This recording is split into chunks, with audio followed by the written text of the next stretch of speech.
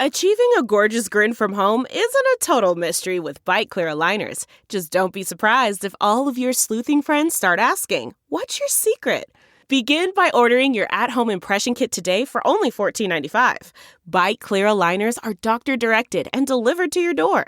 Treatment costs thousands less than braces. Plus, they offer flexible financing, accept eligible insurance, and you can pay with your HSA FSA.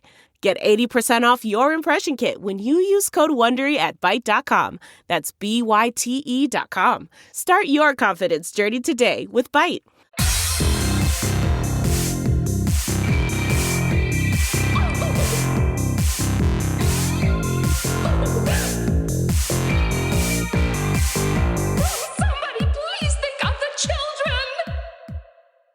And welcome back to Scarred for Life, the podcast where we open up old wounds by looking back at the films that scared us as kids. I'm Terry. And I'm Mary Beth.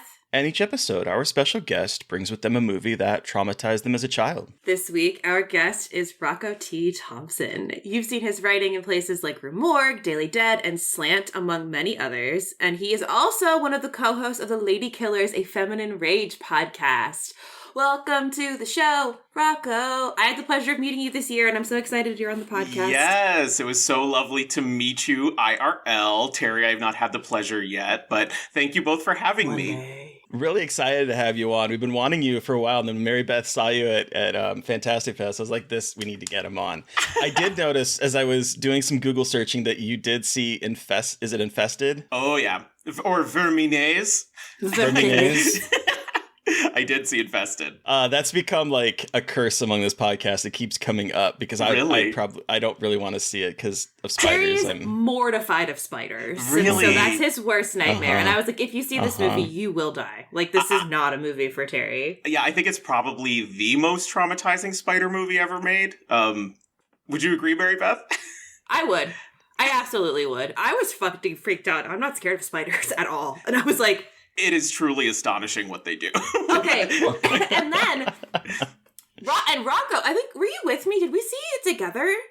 You might have been in the theater. I'm not sure if we were together. Were you with me when I walked outside and immediately a bug flew into my hair and I started screaming? I thought you were with me because we walked outside and a giant bug, like they have these, I think they're roaches. Was it roach in Austin? There's like, you tell me, Rocco. There were like big ass bugs around. Well, I'm from South Carolina. In South Carolina, we would call them palmetto bugs. Palmetto bugs. Yes, but I don't know if that's what they call them in Texas. But yes, it's a roach, essentially. My goddamn hair. And it was right after the bug movie, and it was absolutely terrible, and I almost peed my pants. I would have ceased to be.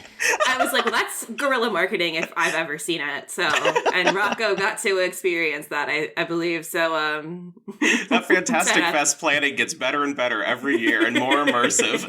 And more immersive. Wow, so immersive. It's 40X movie theaters when you can have bugs flying at your face. Exactly. Bugs when they walk outside. Exactly. Jesus Christ. Anyway.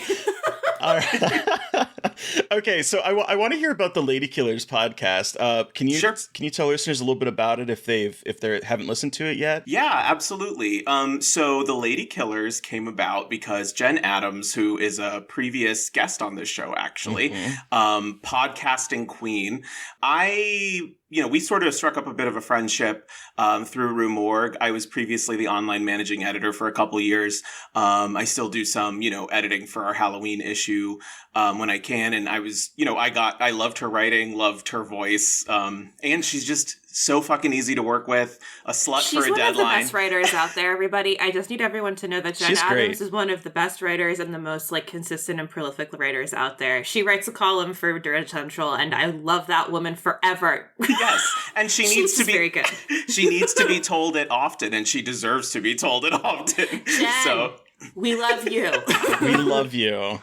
Yeah, so I got her to pitch for the magazine some. I was like, I need you in here. You're amazing, and you're so consistent. And grammar's one thing, but being able to have a voice and have a perspective and actually say something is a whole nother bag, and she had that. So we kind of struck up a friendship. Saw a Twitter post one day where she was like, would anyone like to do a podcast with me on female killers? And I slid right into her DMs and I said, totally fine if you only want female identified co-hosts, but throwing my name in there. And she was like, no, I'd absolutely love to have you. So it is me, Jen Adams, Sammy Kuykendall, and May Schultz. So Sammy has been on the Losers Club podcast a bit here and there. And she runs the Losers Club Twitter. And then May Schultz edits Halloweenies, I believe. Yes. So 3 ladies and moi. I call myself the token male. And, it was a good idea for Jen. We had, we couldn't believe that there was no podcast covering female killers already. Yeah, that is shocking. Yeah, seems absurd. And I feel really spoiled and lucky because I've always been interested in podcasting and getting involved in this, but I'm really a virgin to this. And the 3 of them are old hat at it. May is an extraordinary editor, knows all the technical bits and bobs. Sammy is very involved in that world as well. And Jen has started many a podcast. So I'm very grateful to be a part of it. And yeah, we're just getting started. We are already part of the Bloody Disgusting Podcast Network. Yeah, congratulations. Yeah. Hell yeah. We got a lot of really positive response from our first couple episodes. I think we're maybe on 6 or 7 now. We went bi-weekly to weekly pretty quick. Yeah, and I'm having a blast with it. What's your favorite episode so far? Oh, easy God. to choose because there's not as many.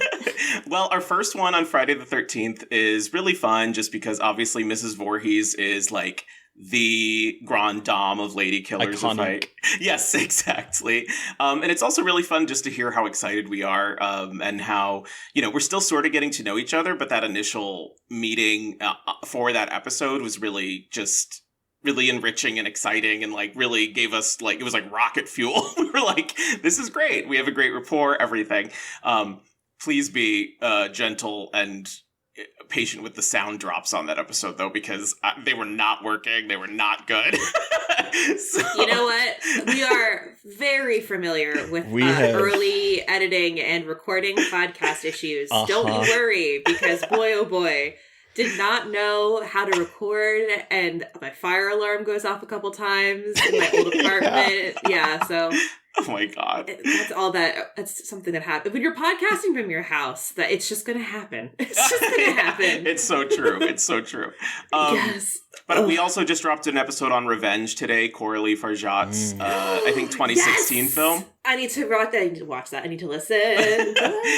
And she retweeted it today, which was really cool. Saw. Yeah. That is so cool. Oh yeah. My God. So, we're really enjoying it. And, like I said, it's about female identified killers. My co-hosts are all females. And I'm just grateful to be a part of it and be like sort of the male voice in the room, even though I am a queer man. Female killers are near and dear to my heart. I've previously written a piece for Rue Morgue on female slasher villains of the 1980s. And yeah, I was always more interested in quote unquote girly things. I avoided, being a cinephile, I avoided like Westerns and war movies and things like that. I've gotten around to them now, but those were hetero boy stuff. I was much more into, old Hollywood, screen sirens, musicals, things like that as a kid. So, and we just love the girlies, the gays, Absolutely. So when I got more into horror, female killers were my jam, and they continue to be. So I'm very lucky to be a part of it. Wait, so then that kind of leads me, then how did you get into horror? Like you said, you sounded like you were big into movies. Have you always been into movies? Like how did this all start for you? Yeah, so listening back to some of episodes of this show, I feel like I got into horror kind of late compared to most people. Okay. I always kind of liked spooky things as a kid. Like I loved Halloween. That comes from my mom especially. She always talks about, and we have videos of this, she would dress up as this terrifying witch with a big fake nose and a big chin when she was at her supermarket job, because they were required to dress up in those days, and she would make children cry. That is amazing. Talk about iconic. That is amazing. And we have a video of us at home. It was the early 90s, so Smashing Pumpkins is playing in the background. And my sister is like, my little sister is terrified on the ground, and my mom is just running through the house in her witch costume, cackling. It is amazing. Found footage horror. It is absolute found footage horror, like the truest version of found footage horror. So yeah, I've always liked spooky things, but I think I was kind of going back through my personal evolution for this podcast. I did a lot of thinking, and I think I was kind of a scaredy cat kid. My first movie in theaters, and this is funny because my partner has the worst memory, and we always joke about it, but I remember everything. So my first movie was Jurassic Park, and I was 3 years old. Oh. Yeah. And I saw it in the movie twice. Theater? Yes, I saw it twice, because I remember the second time I went with my dad, we came in, I don't know, so we came in at the end of it. I don't know if in those days things would just play over and over again. That's kind of how I recall. Yeah. But we came in at the end and then waited for it to start again, and the film was broken, whatever. But yeah, so my first movie was Jurassic Park. But then by the time we get around to the film we're talking about today and this stuff, I was kind of a spooked kid. So I kind of avoided horror for a long time. My first real horror movie, when I got up the guts to watch it, was The Ring in 2002. Yeah, so that was a rough one. How old were you? I think so. 2002, I would have been 12. Oh God, okay. Prime age to watch that, but also like prime movie to really destroy yourself at a formative age. Yeah, it was rough. It was really scary for me. I think I at a sleepover, we watched the Platinum Dunes remake of Texas Chainsaw Massacre, which was rough. Lovely. But I really don't think that one fucked me up in the same way. But I didn't take horror seriously until I sort of got into adulthood. Oh. Yeah, so I was always really into movies. Like I said, my parents were, they were also big cinephiles. Like, they had copies of, like, I remember VHS tapes of Naked Lunch and My Own Private Idaho and Fargo in our cabinet and stuff. So, like, my dad's favorite movie is Boogie Nights. All right, cool. So we watch it on Christmas sometimes. So wow, nothing says happy holidays like Mark Wahlberg hanging dong. Okay, yeah. It's so funny that you say that you watch this on Christmas, because here's the thing. I remember when that came out on I think it was probably VHS given the time, and I remember renting it and watching it only because I knew that there was a giant dick at the very end, right? And so I watched this, and my friends know that we had watched it and we had talked about it. And when one of my friends came over to my house, she asked my parents if they had seen it, and they're like, "Yeah, we've seen it." And then she starts talking about the dong scene, and I'm just like, no, hiding. Yeah, so I don't have the same relationship to that movie as you do, but that's amazing. Yeah, my parents were really permissive, and this is really funny because around this same time that Men in Black came out, for example, I remember I was not that way. My parents would tell you even today that I was the only adult in my household, even as a child. That's hilarious. So I have a vivid memory of my father bringing home a VHS of The Fifth Element. And I was 6 or 7 at this point, okay? And I asked him, "Is it family friendly?" And he said, just to placate me, "Yes." And I said, "Did you ask the people at the store, at the Blockbuster, if it was family friendly?" Because I knew not to trust him. And he said, "Yes, I did." Literally just to shut me up. So I was such a little wiener about stuff. That is amazing. You're a little wiener. Yeah. You're a little weenie. I just imagine like alfalfa, just like a little, like a cute, like an incredibly well-meaning sweetheart, but also just like a stickler for rules. Yes. And Exactly. love that. That same year, I remember seeing Titanic in the theater with my mom, and the topless nude scene came up, and I covered my eyes, and she said, "It's okay, Rocco, you can watch," but I did not uncover my eyes. And in that moment, she knew. Yes, if it was Leo, it would be a different story. You covered your own eyes.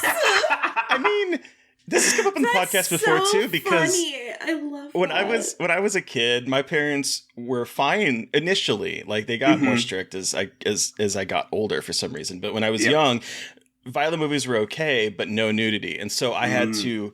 And so because of covering my eyes for them, anytime I would go see a movie as a kid, like if I was over at someone's house and there was a movie and there had to be nudity, I would cover my eyes because that's what you were supposed to do. So nudity. I can relate. But yeah, I was that kid forever. Like even I went to Catholic school, and in 7th, 8th grade. Oh, okay. Once you said Catholic school, it all clicked. It all made sense after you said that. Okay, but listen, the kids in Catholic school, they were rough, okay? Like, even in Catholic school. Like, yeah. But even in, like, 6th, 7th, 8th grade, when kids started, like, fucking swearing, I was like, guys, we shouldn't be talking like this. So, I was a little narc. That's amazing. Did they bully you?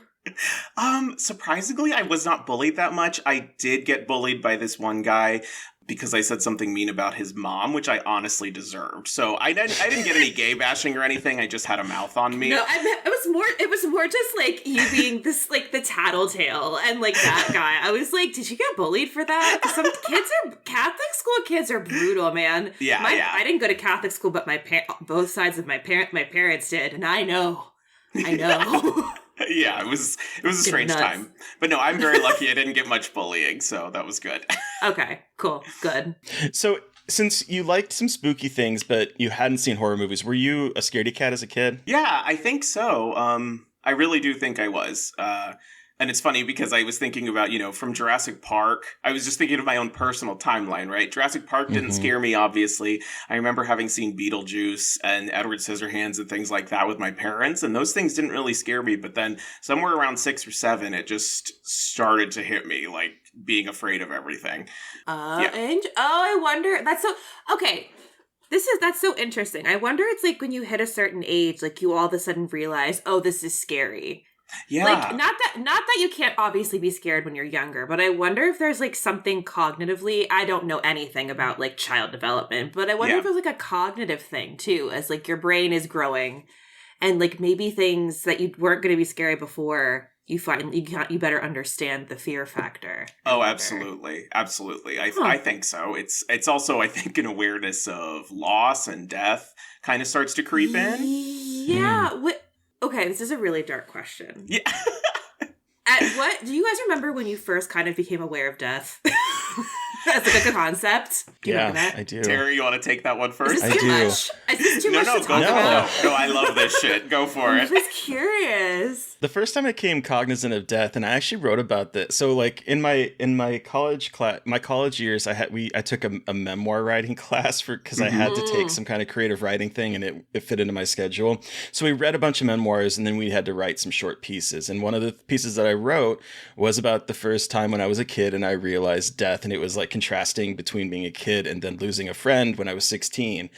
And like when I was a kid, the first time I remember death and remembering it outside of something like that happened in movies was a little bird that I found like flapping on the side of the road. I think I might have talked about this on the podcast We've before. Talked about this before because we have very similar stories. We do have very similar stories. Yeah, and it died, and I remember digging a hole and burying it, and then a few days later wanting to check in on it, and then undigging it, and then seeing maggots crawling through its body, and just being like, "This is death," and like freaking out, and yeah. Terry, that is like something from a movie.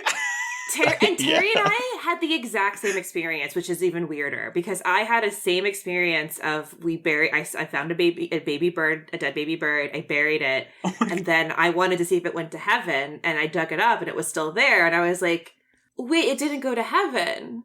And then I realized when you die, you don't go, you go under the ground. And I was like 4, and I was like... When did you reveal this shared experience to each other? Was it before or after the podcast, or were you too fated to be, we were fated because buddies? We didn't, it like came up years later, because like that is not a story that you like... present to somebody like super Hi, I'm early. Terry, and the first time I experienced death was a bird in Alaska. Like, but But we were talking, I don't even remember, but we brought it up when we were like, wait, did we have the exact same experience as children? And we did. Which is fucked up, so we're soulmates is really what it is at the end of the day. That is wild. What about you, Rocco? Did you also bury a baby bird and dig it back up and realize that death is finite or final? Really, nothing that poetic or dramatic happened to me, I hate to say. But I don't really know when it started. For some reason, this is coming to me, though, because I remember in second grade, we had to write a poem about a color. And I was sort of a serious, morbid kid. Like, really? I don't know if morbid's the right word. Maybe I also suffer from depression, and I think I have my whole life. So I was very serious-minded, a little dark as a kid. Yeah. So I remember I chose black, because of course I did, like a proper little goth child. And I remember the line was, black is death, black is sadness, black is the color of a mad scientist's madness. Okay, that's amazing, though. All right. That's incredible. And my teacher, instead of like getting me counseling or some help, was like, why don't you put some nice things that are black in there? Like cats and I remember writing about my dad's sweatshirt or sweater. I don't really remember, but I kind of wanted it to be dark and eerie, and the teacher ruined it for me. But yeah, so I think I've been scared of death for a very long time. So did you read spooky stuff? Were you a big reader as a kid? Yes, I was a big reader. I don't think I read spooky stuff very much. I don't have a history with Goosebumps or anything. Cool. I was interested in the covers. I discovered Stephen King sort of in early high school. Love that shit now. But yeah, I was intrigued, but a little too nervous to really dive in. Oh, okay. Until I was a little older, I think. Cool.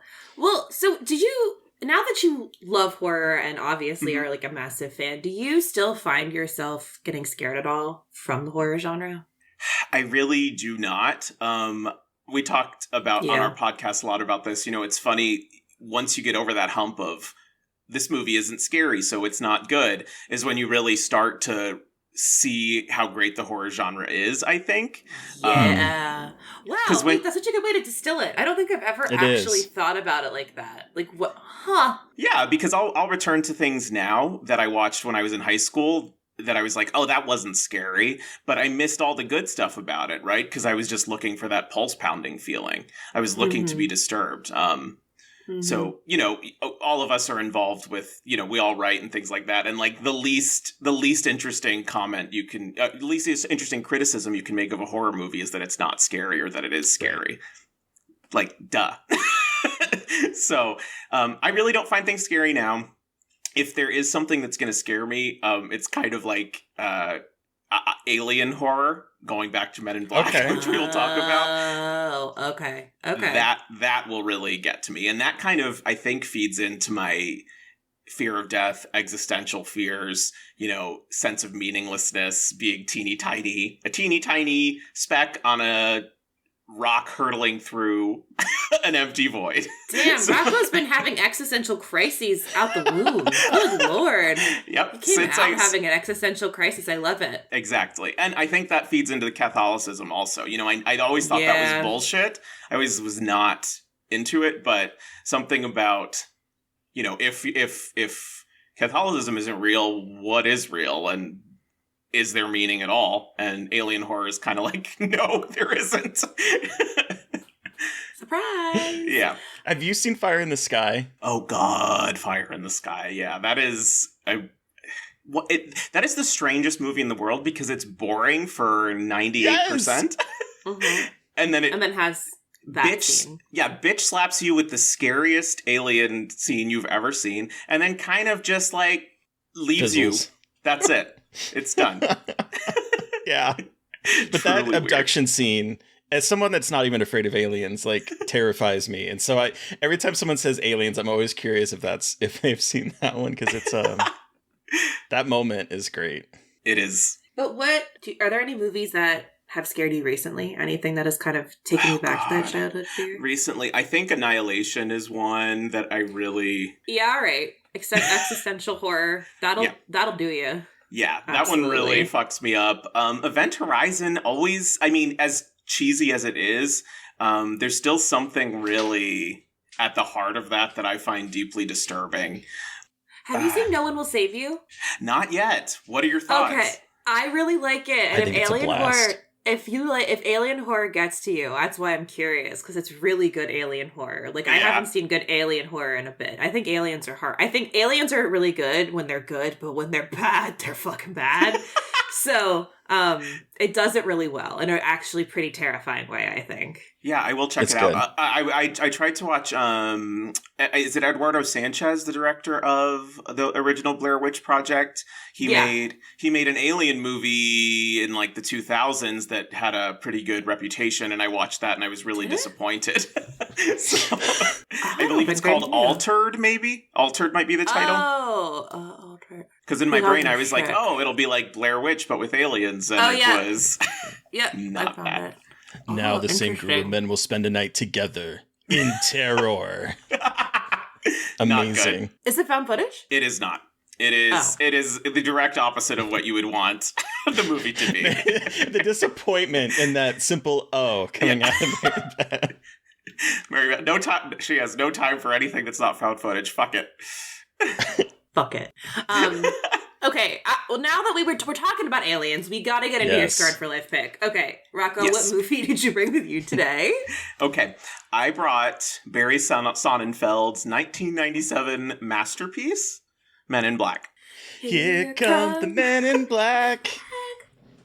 Galaxy Defenders. Yes!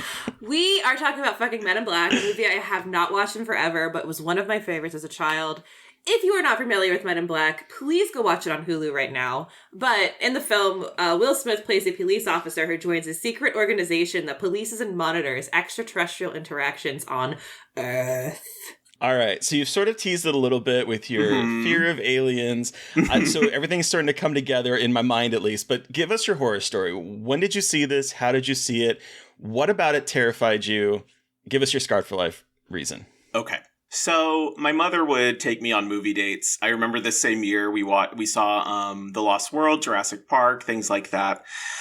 So she took me to see Men in Black. And yesterday, watching it back, I had a shock of recognition. Like, I was scared pretty much from the jump. When the jumper's eyes do that thing, like he blinks his inner eyelids or whatever.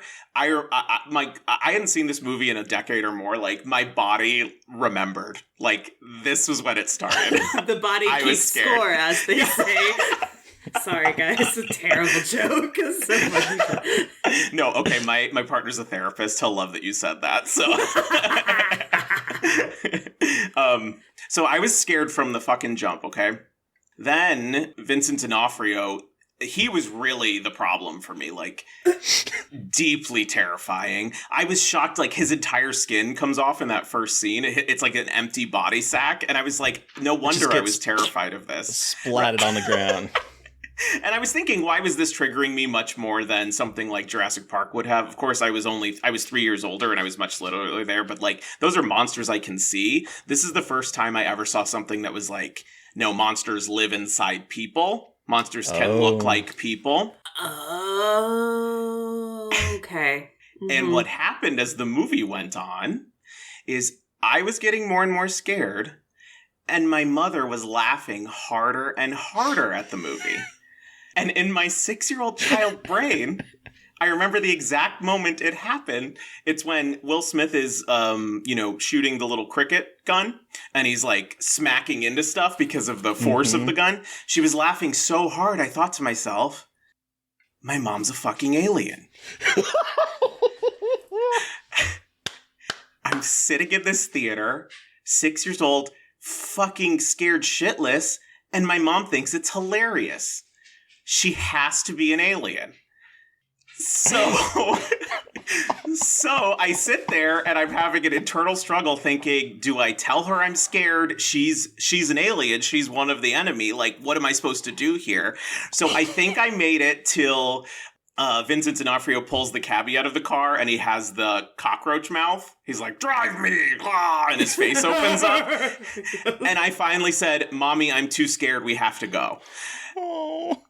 So that's the only movie I've ever left scared like that. And I don't have a recollection afterwards of, how things, how I felt. But I remember it very deeply in my soul that thinking that my mother was an alien. Sorry, my dog. Blue, go away. Yeah, but I thought my mother was an alien and I asked to be taken out. Wow. Yep. Mary Beth is speechless. That's just, it's so funny because, like, this movie is hysterical, but I see why, as a 6-year-old, you would think something like that. Like, my brain worked, and I did not have that exact experience. Like, my brain worked in such a similar way that it's like, I could imagine being like, yep, that's an alien. Like, it's real. And yeah, this is a documentary. My mother. Yeah, this is a documentary. There's a giant roach living inside my mother. Yep. Yep. Did you ever revisit? Like, how long before you watched it in its entirety? I feel like I eventually saw it when it came to VHS, so not that much later. Okay.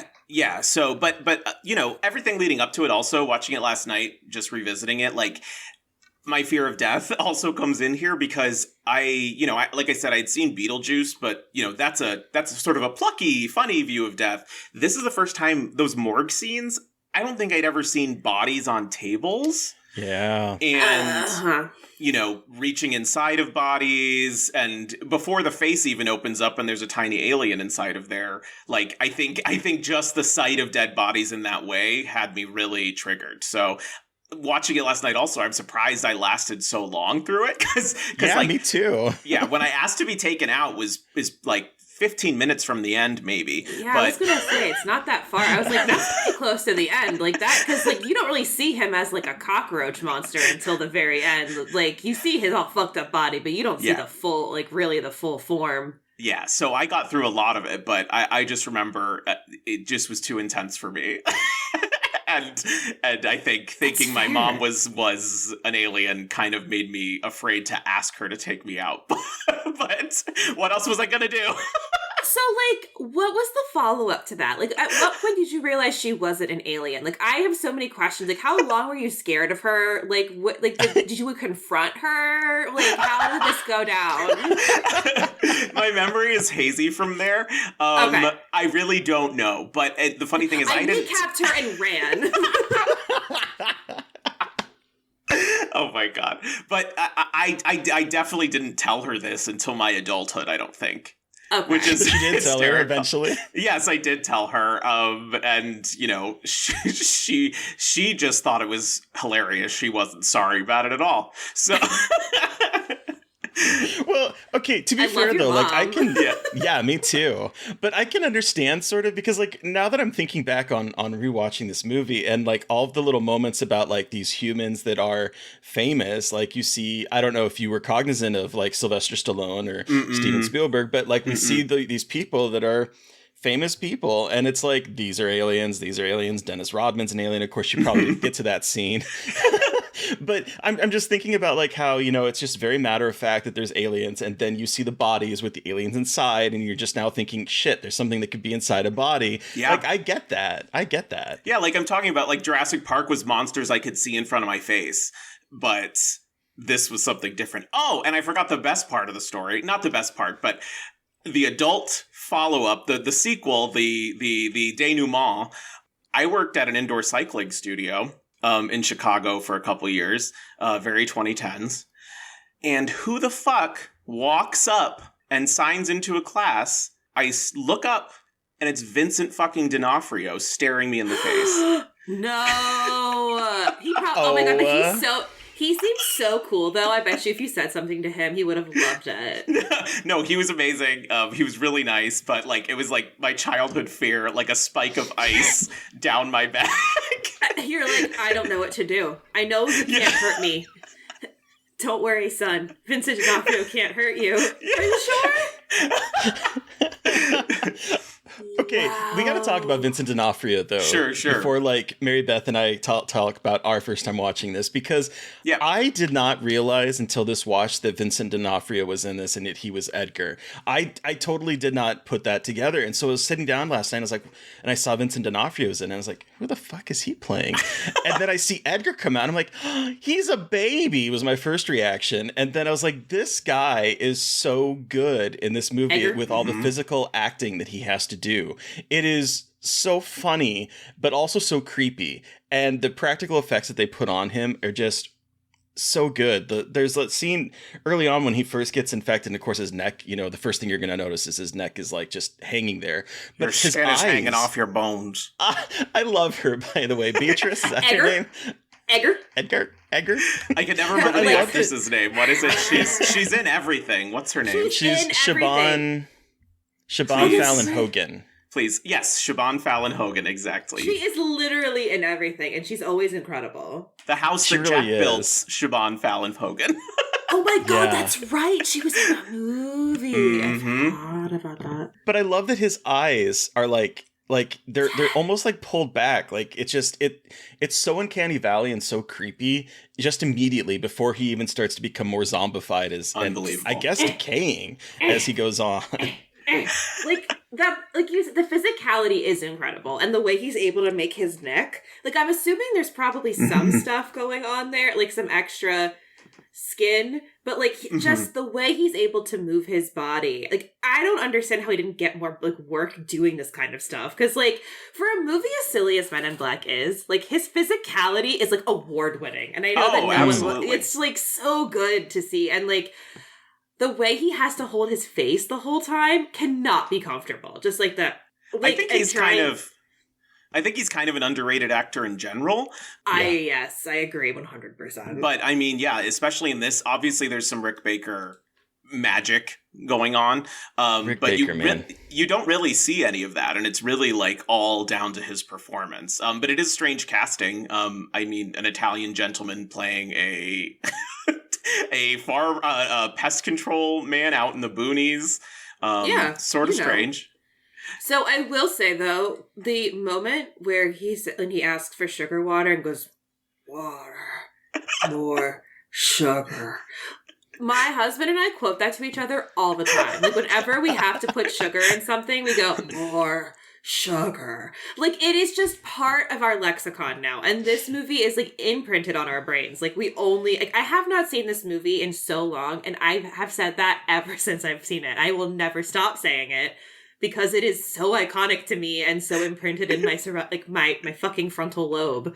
Like, good God. Sugar water or not, lemonade or regular water or tap water. More water. It's just so good. It's so creepy. He's so good. It's just so good. And I mean, another very traumatizing performance. He has two really great ones. The Cell. I've actually never seen The Cell. You guys, what the hell? I know. I know. You have to see The Cell. I know. I need to. Tarsem is not my favorite, but go ahead. I was just talking about The Cell with somebody.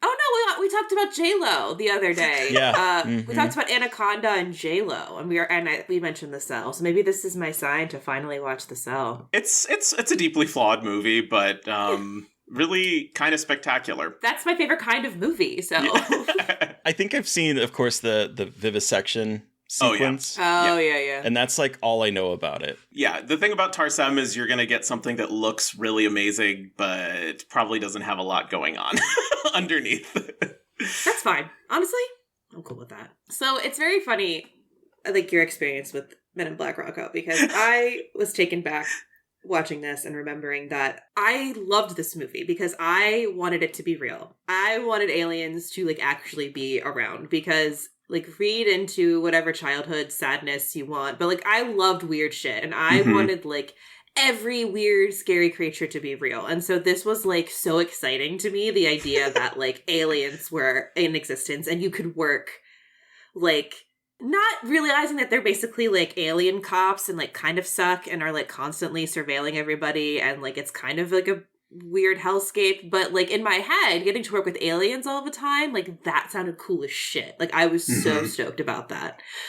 I did forget about the more sugar. I say it all the time, and I know that it's in Men in Black, but then watching it, I like forget that it's Vincent D'Onofrio and like the absolute like madness of this movie being a look at like an entire bureaucratic society made up of of aliens that's paid for by weird patents from aliens that they like sold to the government. Like microwaves. It's just, and it's a neutral zone like Casablanca, sort of weird. Yes. And like, what is this? We're like an intergalactic refugee camp. Yeah. And it's just like so bizarre. And like I thought in my head, not understanding that like it is an intergalactic refugee camp, like that sounds neat. I was like so into the idea of working with aliens. I watch this movie all the time. Anyway, yes. Well, I love that idea though, because like anything like this, like how amazing would it be if there was more than this sad dying planet that we're living on? You know, there's other stuff out there. That's why this sort of stuff does appealed to me as a kid, even though this movie scared the shit out of me. I eventually came around to it. But it is that kind of thing like, oh, I wish this was real. I wish there was something more than, you know, growing up to be an adult and having a boring 9 to 5. Like, I would rather help aliens give birth to squid babies. Okay, on the that freeway scene also, like, forgot how much I loved, like, that scene for some reason was to me like aliens are real. It was something about like a woman giving birth to an alien. I don't know how to fully explain it, but like something about that legitimized it to me, and I was like, yep, this is cool. it. Absolutely. And look, that's actually kind of a cute alien baby. Hell yeah. The cutest alien baby. So cute. I just loved the idea. I loved reading about aliens. I like got books about aliens from the library as a kid. Like I was so into the idea and terrified of it at the same time, but like always was reading about aliens. Are you an X-Files girl? Oh yes, very much an X-Files girly. Both of my parents, like my mom and my stepdad and my dad both, like all watched it. So I grew up on it whether I wanted to or not. And that's kind of what got me into aliens. So I have been an alien girly since I was like 4. Yeah. I've always like loved aliens too, but that's, I think, because like a defining moment for my childhood was the movie Alien, where it like recontextualized not just green men coming down in flying saucers, but sort of like this movie, a thing that could be growing inside of you that you can't see. And so like after that, I was enamored with monstrous aliens, not necessarily the rumors of, you know, gray men and whatnot, but like the idea of aliens being literally alien and something that you can't understand. And I think that's probably why I also gravitated toward this movie, because the aliens in this are not what we typically see in movies. Well, yeah, and Mary Beth sort of talked about that bureaucratic element, and that's what makes it cool, you know? It's like taking, obviously, an Invasion of the Body Snatchers idea, but giving it a real-world spin, so to speak. And yeah, that's what makes it what it is. They're not just monsters, they're just our intergalactic brethren trying to live their lives. Trying to make it. Yeah, trying to find their way home. It's interesting because I remember seeing this in the movie theater and absolutely being in love with it. I believe I probably watched it a few times on VHS, and then I have not revisited this movie since then. And I think I've seen the second one, but I know I haven't seen the third one because I completely forgot there was a third one. But and a fourth now. Really? Men in Black International with Chris Hemsworth. It's not good, supposedly. I haven't seen any of the sequels. I was not aware of that. I think a lot of people weren't.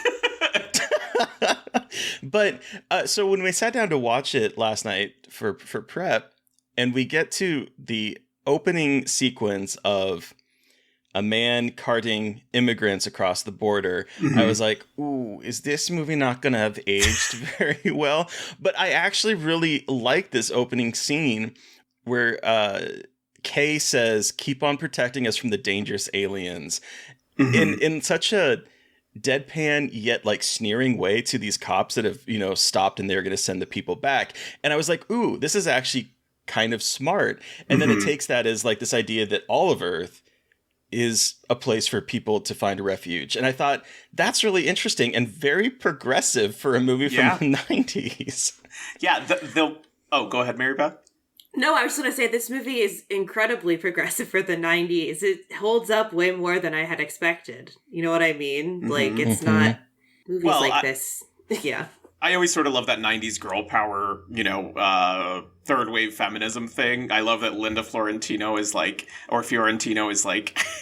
a woman can't be liberated with her sexuality or whatever she's saying when the hand is around her neck. It's just a funny little addition in there. I will say her wearing the mini dress as working as a morgue tech is fucking hysterical. I'm like, baby girl, sweet baby girl. We know that no one wears this outfit in the lab. Like, that's the 90s is right. That's when the 90s really crept in. And I was like, well, what can you do? I love a weird lady mortician. That's always great. And look, Laura Flynn Boyle in the second one has her tits out the whole time. So, I hear she's mother. Should I be watching that second one? You should. Okay. She's in like black leather with her titties out the whole time and causing ruckus, and it's incredible. It's causing ruckus. Good.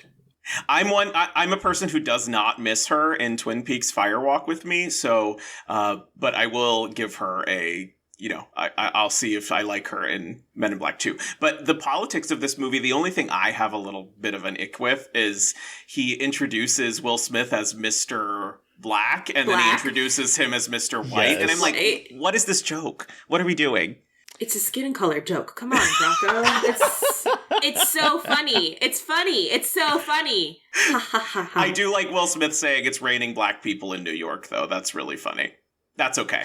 That was funny. Yeah. But also the thing that hasn't really aged well for me is him being part of the NYPD. And we don't know why he's chasing after this perp. And he just slams him against the wall and says, NYPD means I'll knock your punk ass down. And I'm like, ACAB? Hey, he gets out of it. He goes into a shady non-government agency, excuse me. Hey, so look. We all make mistakes. Even Will Smith. Especially Will Smith. For the way the bar is on the floor in the 90s for movies like this, those are such fair. That is not excusing them. It's just it's funny watch this and being like, wow, this could have been so much worse. Yeah. But actually, it doesn't again, I feel like this movie could have so easily punched down and made so many terrible jokes that I love how they kind of lean into more of Tommy Lee Jones's very dry, reciting of things policy, and you're like, what the fuck is he talking about with no explanation? It puts you so squarely in Will Smith's shoes of being like, I have no fucking idea what's going on. And I love how that is the comedy of it. A lot of the time it's just how ridiculous the situations are, but how normal Kay seems to be about everything. And it's just yeah, it's fine. And you're like, okay. And I love that. And I did never catch that about this movie when I was younger. And so watching it now, I feel like I just appreciate obviously the character dynamics, but there's a little bit more going on than the obvious, young cool guy and old weirdo.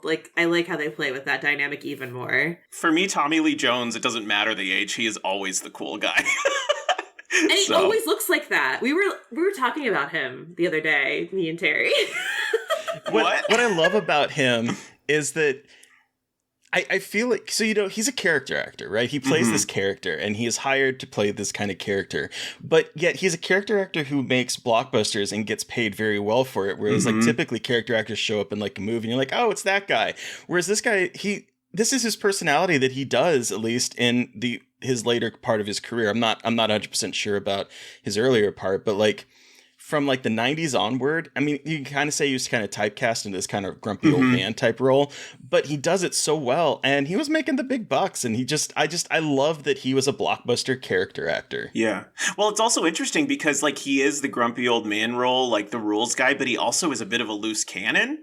Yeah. So, and I think that is such an interesting dynamic that he's walking the line between those two things all the time. I actually just watched The Eyes of Laura Mars, and that's the earliest I've seen him in anything. totally disturbing to see him as a young man. I don't know. It doesn't make any sense to me. I can only imagine. I've actually never seen that movie, and I want to. It's good. He's looked the same his whole life, it feels like. Like, in every movie, I feel like he just kind of looks like an old, like, craggy man who's, like, been through a lot of shit. Oh, and the funny thing is, he's retiring at the end of this movie. He had to be 49. He was 50 when this movie came out, 49, 50. I'm like, could you imagine a world where we get to retire at 50 or retire at all? Like, wow. Please. Capitalism. Exactly. But you did kind of bring up something that I was thinking about as I was watching this and taking notes last night, is that what I think this movie does incredibly well is that it allows both characters to sort of play the straight man as well as the, like, funny man. Because, like, there's a lot of times where Will Smith is our entry point into this world, and so he is reacting like, I don't understand what's happening. And we're acting like that because Tommy Lee Jones he's very deadpan, but he's very funny and he's allowed to do these very silly things. And so we kind of follow Will Smith, but then of course, because Tommy Lee Jones is so stone-faced and a lot of times he is also like the straight man. So like, it's not just like an odd couple where it's like one is one and one is the other. They kind of interchange it. And I think it's so fascinating. It creates a fun kind of different dynamic than I'm used to in these type of buddy comedy movies. Yeah, I would say you really, I mean, I sound like a old boomer now, but I'm like, I feel like you really don't find chemistry like this anymore. You don't have movie stars like this anymore. Will Smith, like, he got this role, I think, because Steven Spielberg, I'm saying something wrong. Somebody very involved liked him on Fresh Prince of Bel-Air. Like, this is like the real start for me of Will Smith's box office, stardom. He's at the height of his charisma here. Yeah, I just think this is a movie where you can see two stars firing on all cylinders, and it's all about their chemistry, and you really don't get that in other places. And, well, you really don't get that anymore, in my opinion. I agree. Yeah. And I wanted to say also, this is by Barry Sonnenfeld, who I just revisited both Addams Family movies. So the good. Dude, he's kind of like the poor man's Tim Burton, but like in the early 90s, he could not fail. Like, he knew exactly what to do with this material. His filmography is kind of cursed now, but, up till this point, just amazing stuff. And just the perfect tone and very smart, but also He's cartoonish. In Wild Wild West? Yeah. Who? Yeah, he did Wild Wild West. Barry Sonnenfeld? Oh, yeah. That was the beginning of the end, I think. I love that movie. I love that movie. I know it's not good, but I just really enjoy it. That's good. He is cartoonish. He hits a very interesting cartoonish vibe, and he hits that like adult cartoon vibe very well. And I love that for him. It's I feel like that's really hard. Now that I think about it, it is kind of a hard tone to strike. Absolutely. And the way also that he we talked about things being slightly dated. I think there's like a Michael Jackson joke in the Addams Family Values. There's the CD joke in here. Like, oh, this little disc is going to replace CDs soon. Barry Sonnenfeld stuff. There are those little jokes in there that kind of, I feel like, do date it in a way that Tim Burton doesn't have those, But they're very similar, obviously, especially because of their Danny Elfman connection. Yes. The opening of this is pure Tim Burton with following the insect. I loved it watching this as an adult, though, because you see the stars and it's an alien movie. And so you're watching this and you're just like, okay, where's the UFO? And it's just this insect. And it's smart because it reverses expectations of seeing some kind of like UFO crashing. But then also the movie is about bugs. And so I love that it's sort of like a subverting your expectations about what the movie is going to start with, but then also being like foreshadowing that no, we're going to be about bugs. And I love that we follow this insect with bugs. Lots of bugs. We follow this insect with Danny Elfman's majestic score. The moment I have not seen this movie in forever, but the moment that score came on, I was like, yes, I remember this so much. Absolutely nothing brings me back to childhood like a Danny Elfman score. Seriously. Not Batman and Robin. I love Batman and Robin. Same year as this, actually. 1997 was a banner year for me. For little Rocco. Which one is it? Batman Returns, especially. That was a big film for my childhood. And yeah, Danny Elfman, I miss his work. I know he does stuff still, but in this early 90s period, just the dark whimsy that he created and the tone that he gave to every single one of his movies, like it brings me right back to being a kid, and I love that. Same. Score of my life, like as a kid, for sure. Oh my God, yeah. I played some of his music at my wedding because I was like, everyone will release. So, yeah, during like the dinner service, I had like horror soundtracks playing. So there were some of his iconic songs playing whilst we ate. That is so great. I also kind of wanted to say like how big this movie was. It was everywhere. It was the third highest grossing film of 1997 and the ninth highest grossing film of the decade. Won Best Makeup and was nominated for Best Art Direction and Best Original Score at the Academy Awards. And going back to my Catholic school, so I don't think I had seen the film yet, but we always had an 8th grade versus faculty basketball game, which I think was, a fundraiser thing. And the 8th graders that year were called the Kids in Black. And I remember them singing the song and everything in suits before I'd even seen the movie. So it was inescapable. Again, it's that era of having the catchy ass song that plays everywhere that is like directly written for the movie and is like about the movie. Like it's Ghostbusters. I mean, Men in Black. And it's so catchy. And it's Will Smith, and he was like hot with his music career too. It was just like, it is such a 1997 movie if you really think. Like everything about it like is so 1997, and I kind of love that. It's like, wow, look at the world before like the 2000s hit and everything kind of started like fully, like really, I mean, not that things were great, but I don't know, it feels very like of that era. Yeah. And it's so cool in a weird way. And interestingly transitional though, especially with the effects, because, the effects were, well, Rick Baker's there, obviously, to do the practical effects. But you also have Industrial Light and Magic, George Lucas's effects studio there. I think I actually read that the bug at the end was they actually had a fully animatronic version. Yeah. But they swapped it out for the CGI version. And like looking back on it, the CGI is pretty rough. I think especially that screensaver it ends on with the earth inside the marble. It's so bad, but I love it. I love I love so what funny. It's saying, but it is watching it now, it really, I was like, ooh, the CG, okay, so I think the effects look really good throughout most of the movie, to the point where there were times where it was like, I can't tell if this is a practical effect or if this is CG, and it inserted them, except for a couple times with the coffee aliens when they're walking through I don't know what they're called, but the little sluggy like coffee aliens that were my favorite as a kid. When they're walking through the facility towards the end of the film, I was like, ooh, that's a little iffy. But other than that, like the way that they inject the CG with the practical effects in here looks better than a lot of movies today for me. It does. And that's what surprises me. Yeah, and it still has that handmade thing. Like even the CGI, you can tell it was made by human hands. Also, a big part of it is all of this was filmed on location in New York. It was not in a garage in Atlanta someplace. Yep. So, I mean, even that bug scene at the end, you have this giant CGI bug, of course, who's the villain. But I was just shocked, like, oh, wait, an actual background does so much. Like, it does. It's incredible. The sense of scale, I think, is something that even though we have big blockbusters now, I feel it has been lost because it is just people standing in a sound screen and there's no connection to the outside world. And every single time I see stuff, I can always feel like they're standing in front of a green screen or a blue screen or an LCD screen or whatever they're using to, project images. But in this particularly, I really, there's the scene that you can obviously tell that it is green screen when they shoot at the UFO and it's like coming down and it crashes through the thing and crashes in the ground in front of them. And they're obviously standing in front of a screen, and yet it feels more realistic than a lot of the same kind of things they do today. And it just made me appreciate the scale of movies and the you mentioned, Rocco, the handmade feel of movies that I honestly do feel is missing in blockbusters today for the most part.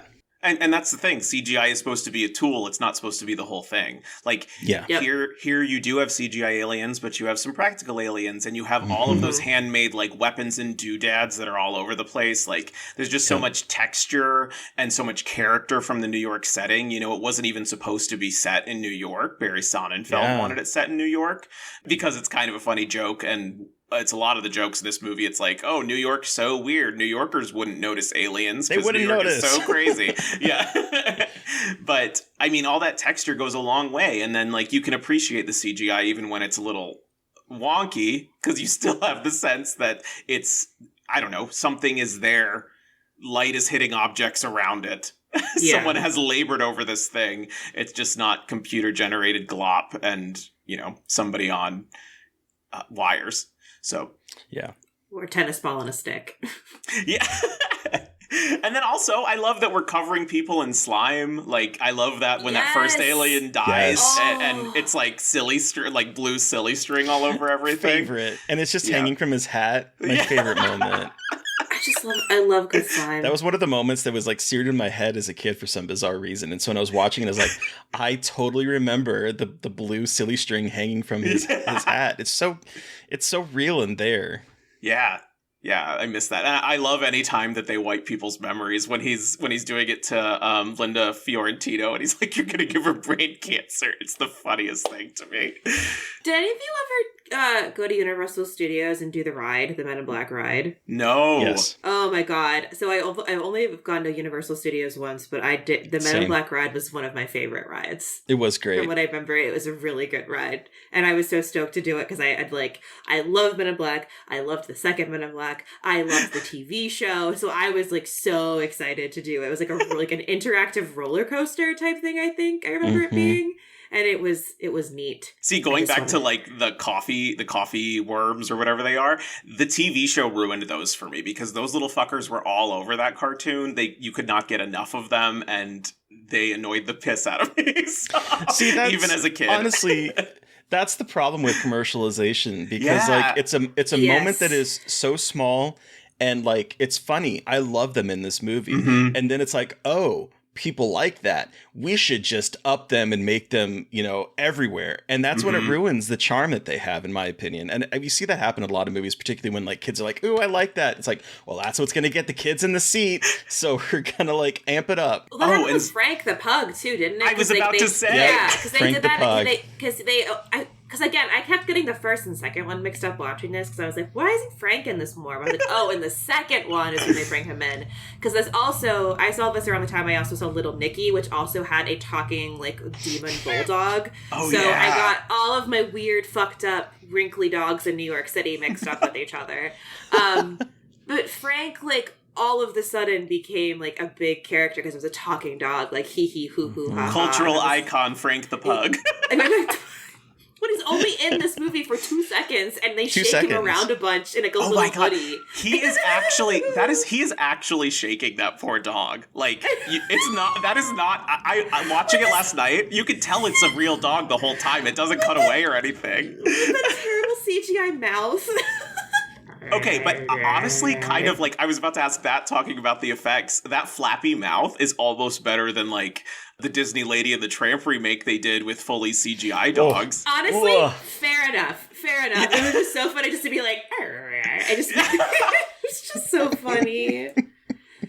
But yeah, fuck. I loved the second one too. I haven't seen it in a long time, so I can't remember it. But I just remember dying at a joke because one of the aliens is called a Balchinian, and it's an alien with testicles for a chin.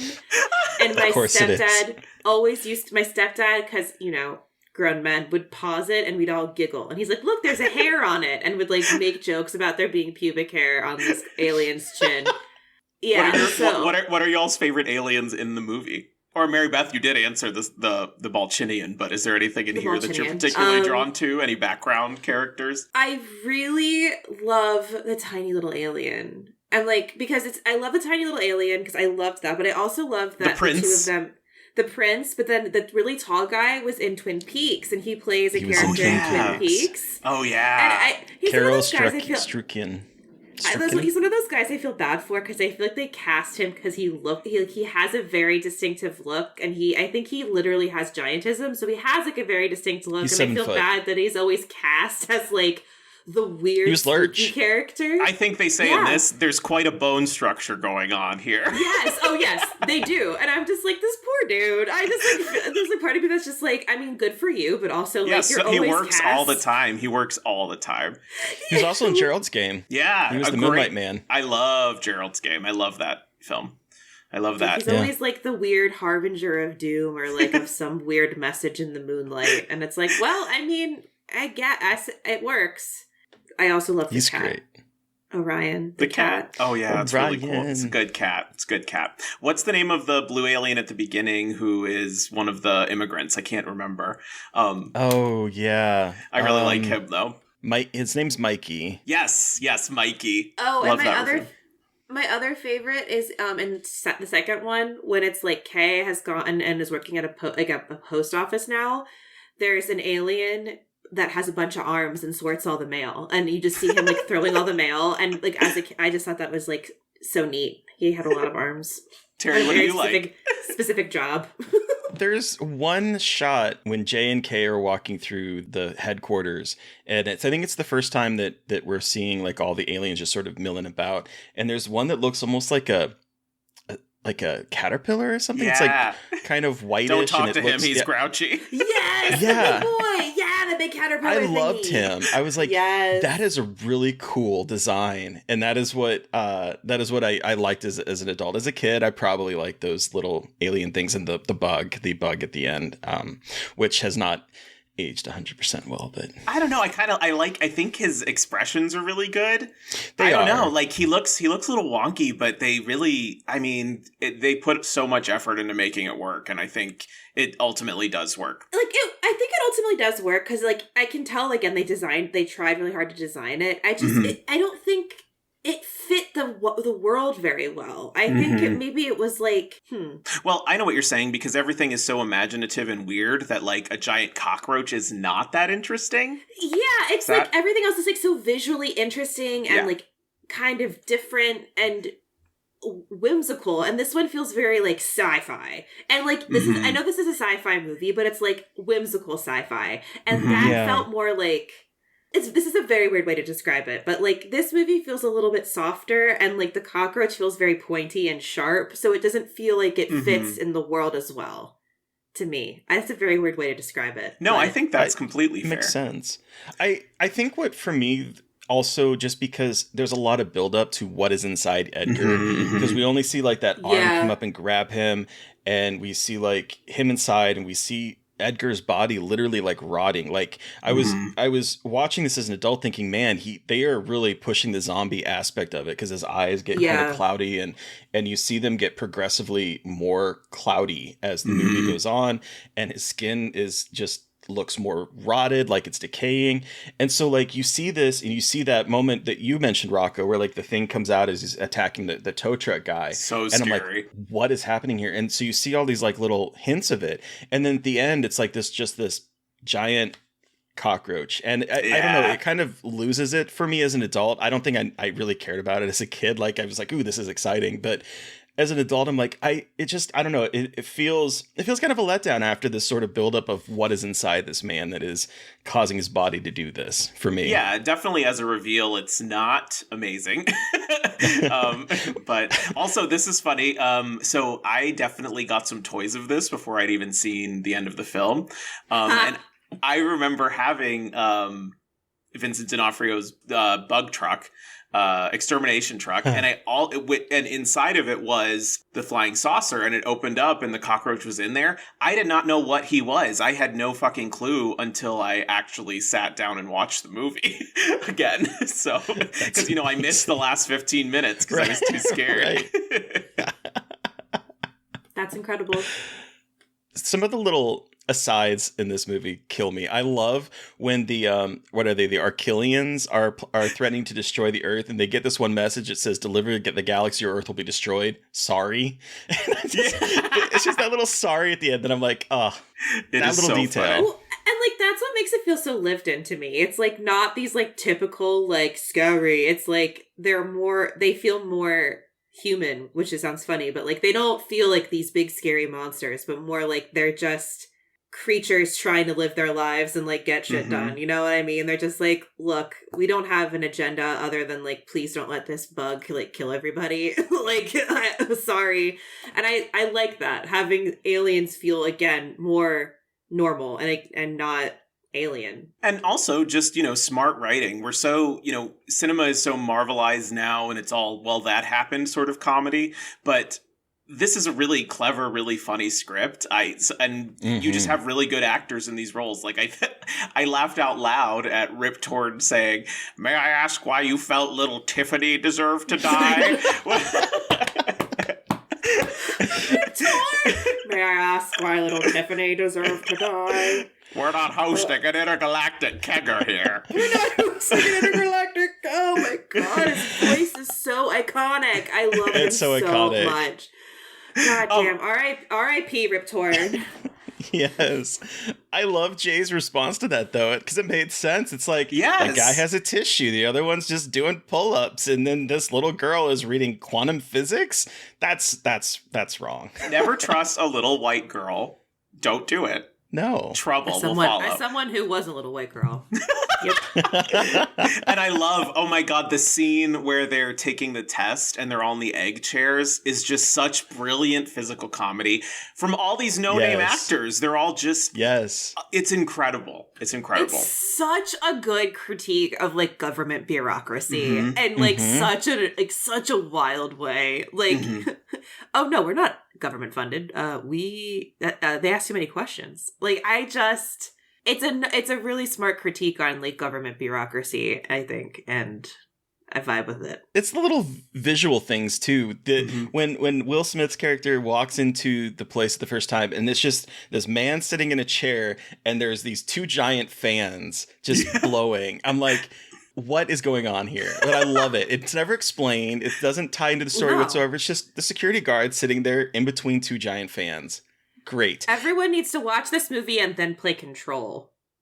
Yes. Oh my god, yes. I've been meaning to play it for years.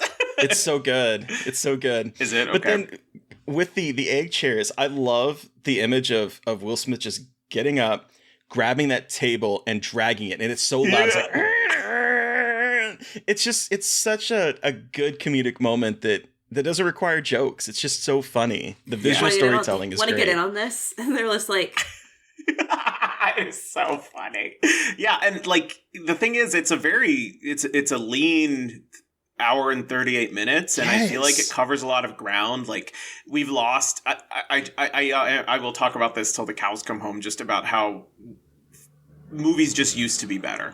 Like the script is full of jokes, but they're all pretty smart jokes. There's a lot of visual jokes going on, and like Mary Beth said, it's a critique of bureaucracy. You get a lot of character work, especially with Kay about his wife that he misses and stuff, all visually, and it's just enough, It's just a really, for all that's going on in front of the screen and all the effects that are happening, there's like beautiful simplicity about it as well. Like it's just a sleek, smartly written script and a well-told story, and I think I really miss that.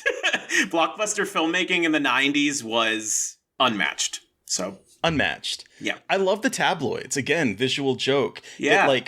It explains the world. It's funny. It's something that we're familiar with because we see those all over the shopping malls and all that kind of stuff. But I love that in this world, when you think about it, Batboy is real because in this world, he would be real. Yeah. And I just love that. And Elvis is still alive. Yeah, love that. Love that. A line that really stood out to me, though, in A Person is Smart, people are dumb, panicky, dangerous animals. It hit me like a ton of bricks. Now that I'm thinking about it, because one of the things that I used to say in my teen years and into my early 20s was, I hate people, but I love persons. And I honestly think that that's probably from this. No, they stole it from you, Terry. They did. Purely my own thought. It's your intellectual property. Sue. Yes, I'm going to sue him. Oh my god. Oh my god. One final thing. Linda Fiorentino.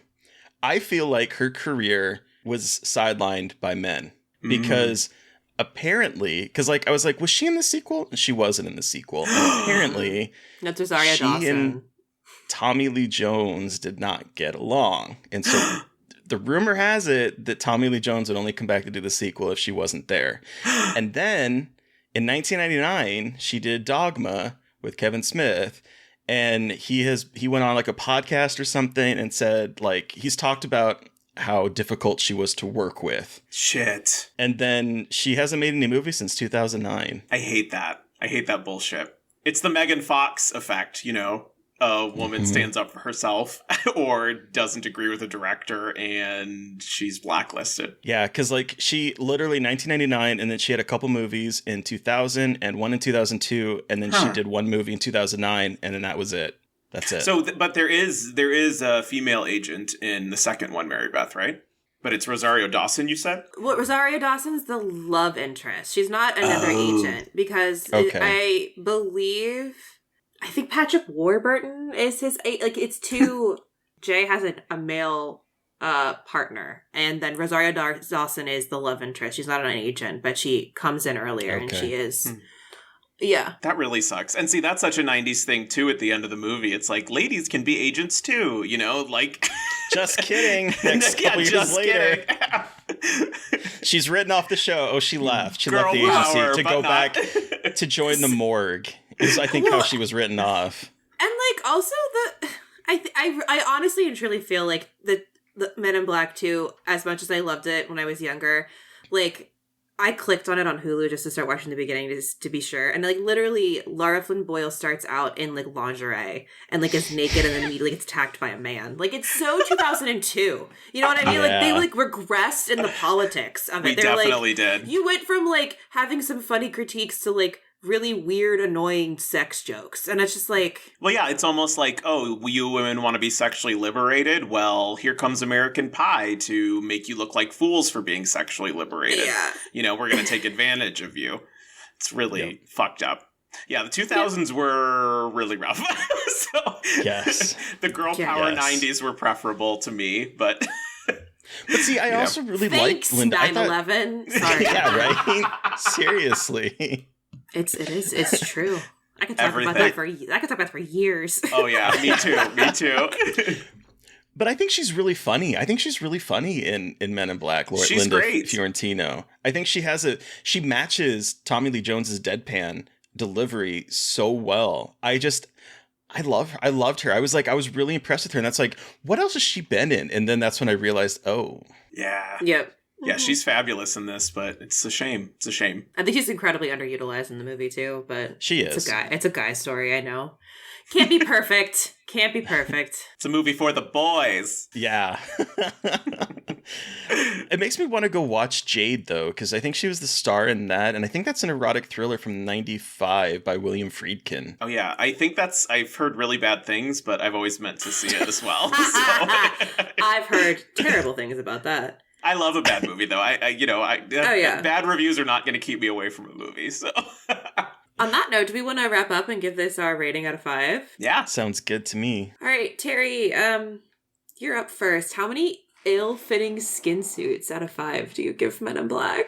I think this movie is a blast. It has aged incredibly well. I think it's funny. I think the action is great. I think the scale of it is fantastic. I'll tell you, I could watch Vincent D'Onofrio do physical humor all day long after seeing this. I was just so surprised and delighted that he was Edgar, because I didn't realize that as a kid. I think this movie is fantastic. I wish more movies that were blockbusters were doing the same kind of mix of being satirical, being funny, being filmed in the real world. Mm-hmm. So I have to give this 4. I'm going to give it 4 ill-fitting skin suits out of 5. What about you, Mary Beth?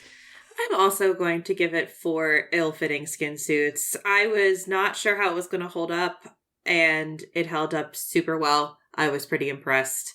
For a 1997, mid-budget, I don't know, huge budget, but mid-ish budget buddy alien movie, and I love that it's still as good as I remember it being from when I was a kid. I love when movies can do that, and I love when movies can have that kind of power, because a lot of movies don't have that kind of staying power. And, yeah.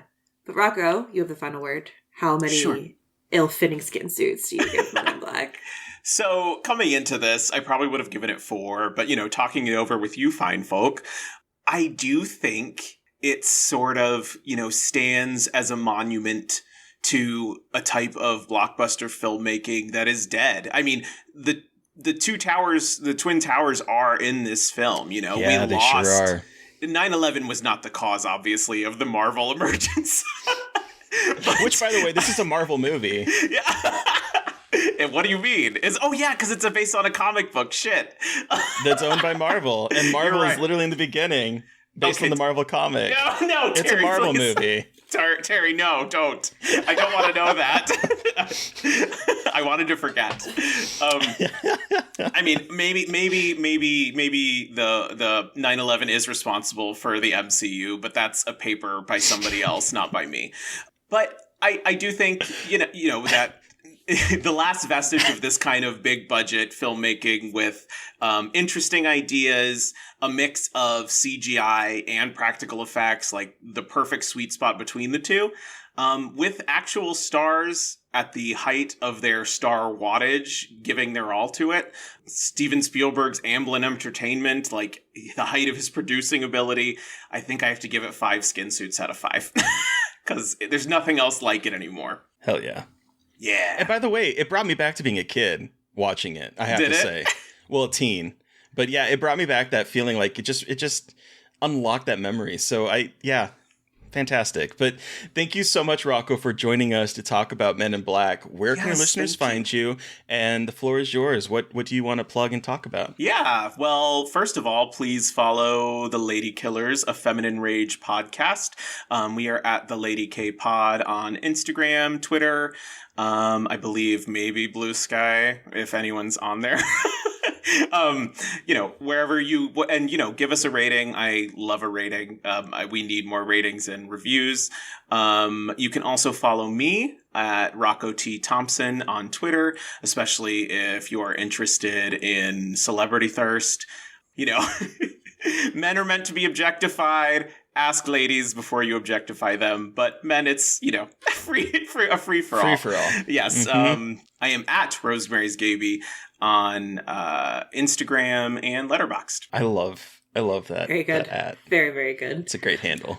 Thank you. Well, listeners, you have heard from us, but we want to hear from you. What was your experience with Men in Black? You can send us an email at scarredforlifepodcast@gmail.com, or you can let us know on social media. I am at MB McAndrews on Twitter, and I am at MB.McAndrews on Instagram. And I'm at Gaily Dreadful everywhere. And of course, follow the podcast on socials. We are at Scarred Podcast on Twitter and Blue Sky, and at Scarred for Life Podcast on Instagram. And please don't forget to review, rate, and subscribe. And if you want to help support us, we do have a Patreon. Thank you to Eric Power for our artwork. Thank you to Sean Keller for our music. Thank you everyone for listening. Please stay safe out there, but most importantly, stay creepy. And until next time.